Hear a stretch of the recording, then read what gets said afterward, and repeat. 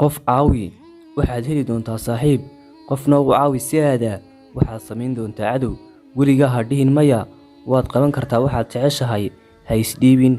anigu cidna ma doqonsado, waxaan dadka u oggolaaday inay nafahooda doqonsadaan, kuma dadaali doonaan si ay u raadiyaan cidda iyo waxaan ahay, halkay iyagu ii samaynayaan sifooyin. aniga lama murmo, iyaga waxay si cad u jecel yihiin cid aan aniga ahayn. ha noqon mid ay riixdo cabsida maskaxdaada ku jirtaa, ee noqo mid hogaamiye riyada qalbigaaga ku jirtaa.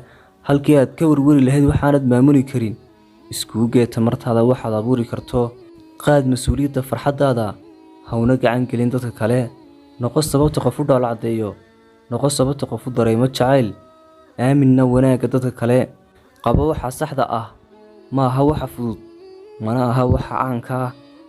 aqbal naftaada, jeclow naftaada, joogtii horow socodka.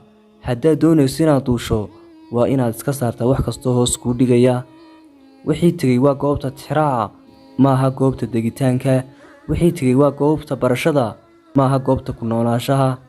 jab kasta, qalbi jab kasta, khasaare kasta waxay wataan midhahooda, cashiradooda. sidii aad u hagaajin lahayd waxqabadkaaga wakhtiga xiga. aabbahay wuxuu baray cashir wanaagsan: aad hoos ha iskugu dhigin markay ashyaadu qaldan yihiin, aadna kor ha iskugu qaadin markay ashyaadu saxan yihiin.